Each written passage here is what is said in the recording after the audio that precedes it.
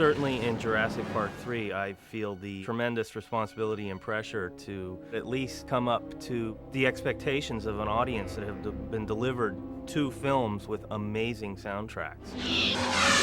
That being done by my friend and mentor, Gary Rydstrom.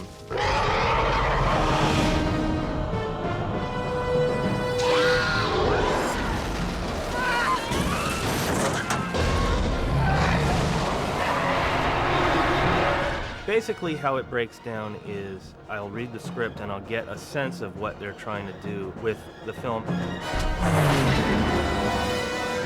Then I meet typically with the director. In this case, Joe Johnston and I got together and we spent the entire day just sort of throwing out ideas, trying to get a sense of where Joe wanted to go. Obviously, in Jurassic Park III, the overwhelming amount of the sound design is dinosaur vocals.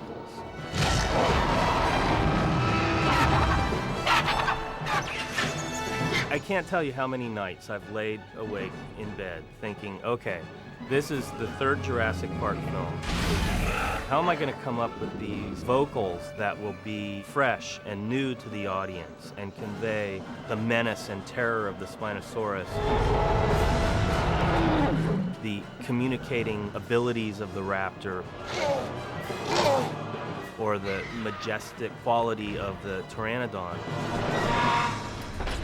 When I started this film, I was very fortunate in that I had begun working with a couple of folks that are world-famous field recordists for scientists and nature documentaries and things of that nature, Kathy Turco and Doug Quinn.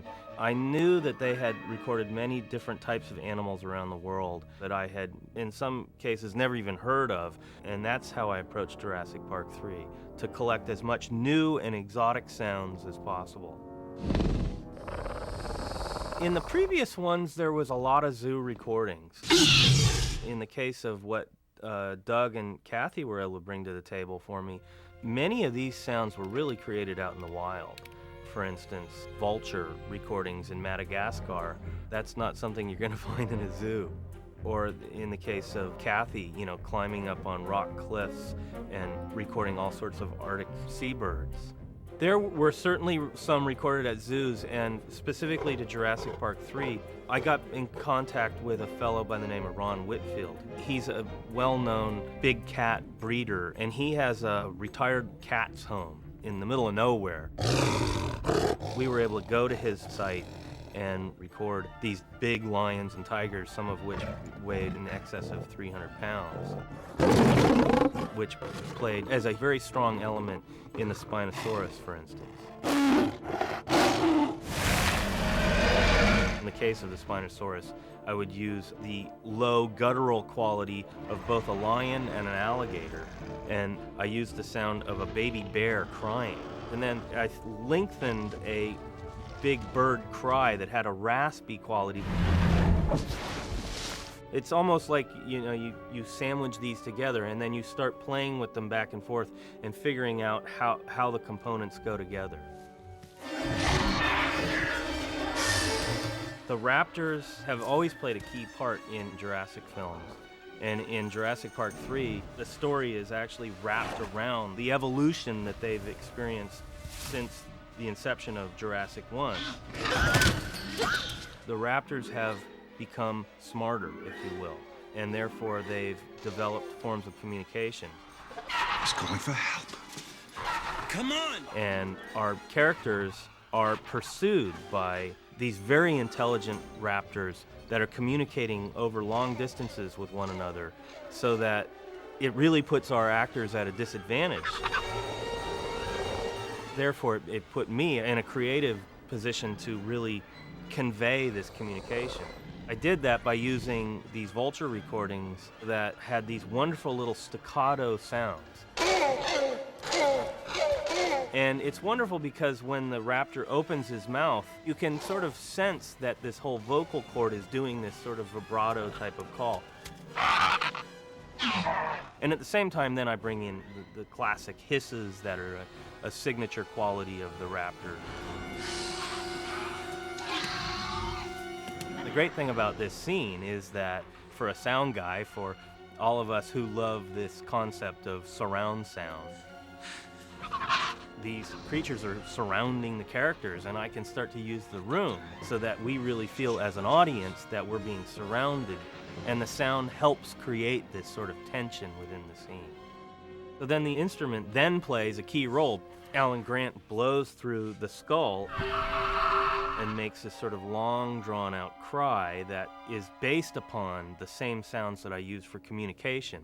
What I was able to do was I took the raptor cries and I gave the sound a resonant quality. And ironically enough, to me, it sounds like sort of somebody blowing through a kazoo, but it still has that signature quality that we recognize for the raptor communication. I've been waiting to do a pteranodon for years. I started playing around with all sorts of different types of bird sounds. One is an albatross, and another is a giant petrel. And then I used this little creature that makes this long barking sort of shrill call. Not a bird, but nonetheless sounded very bird-like.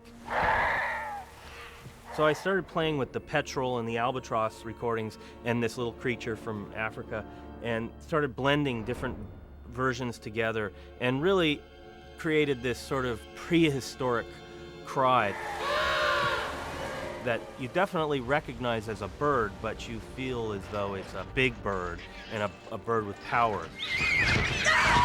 I took a vacation with my family 3 years ago to Hawaii, and I had brought my recorder, and at one point I looked out of the kitchen and I looked in the backyard and I saw all these mongoose fighting one another to get these little scraps of cantaloupe or guava or whatever it was. So I stuck my mics out there and just left the tape recorder rolling, and I started playing with it for the babies, and it worked out perfectly because it has this sort of, it has a baby-like quality, yet it has this sort of ferocious, scattering quality. So that was the key component for the baby pteranodons. It really worked out well. With the pteranodons, Chris would be handling all the vocalizations.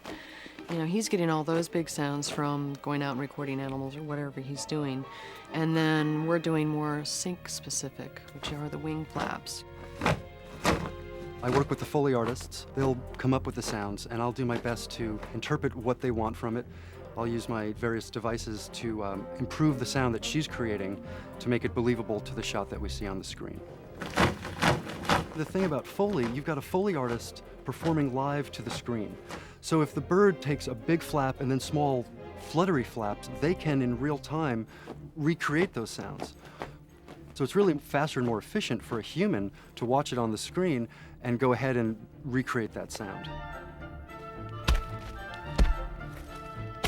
We'll create all the footsteps for all the characters that move in a film. That's what we're going to do here. Is we're going to create some of the dinosaur footsteps, some of the baby pteranodon footsteps. If the people are swimming, we'll swim for them. We'll do some of those sound effects. When we're done recording, we hand those sounds off to a Foley editor who takes all our sounds and cuts them to be perfectly in sync with the picture. Then those sounds are handed off to somebody like Chris Boyes to create what's called the final mix and what's heard, what the audience hears in the theater and then, of course, at home. This film is definitely going to be driven by two things, sonically. It's going to be driven by music, and it's going to be driven by dinosaur vocals. So the two really have to work in concert with one another.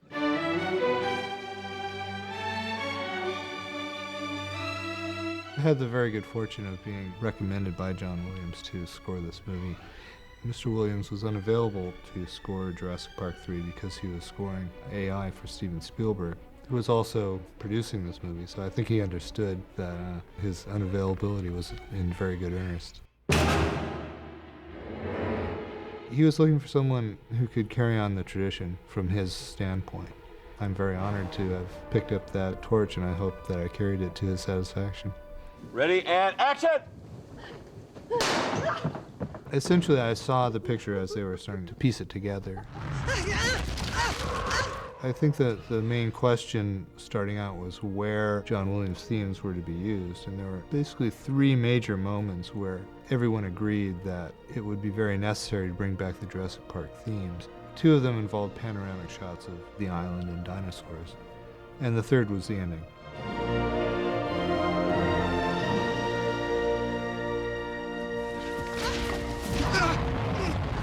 there was a new major dinosaur. We all agreed that that dinosaur needed new music. Actually, there's a major sequence in which that dinosaur has a fight with the Tyrannosaurus Rex.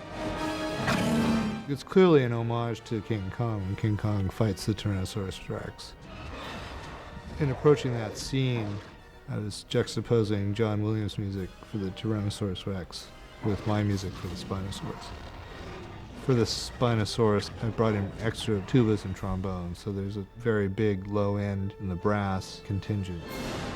And we had 2 sets of timpani drums, which is quite a, one set of timpani drums is quite a sound in itself, but 2 of them really is very overwhelming. We're not leaving this island without our son. Then you can go and look for him. Also, there are new characters. The Bill Macy, Taya Leone characters, they're making a big personal sacrifice in this movie for their son. Listen to me. We'll find him.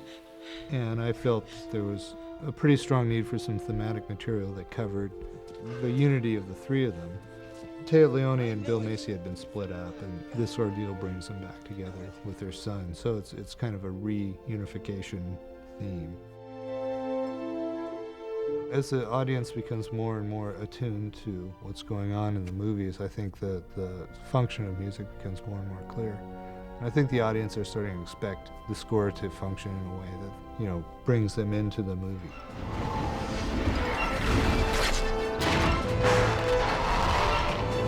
I think given that audiences are now becoming very accustomed to the tremendous visual effects and things of that nature in film, they're at the same time becoming very used to these wonderfully rich soundtracks.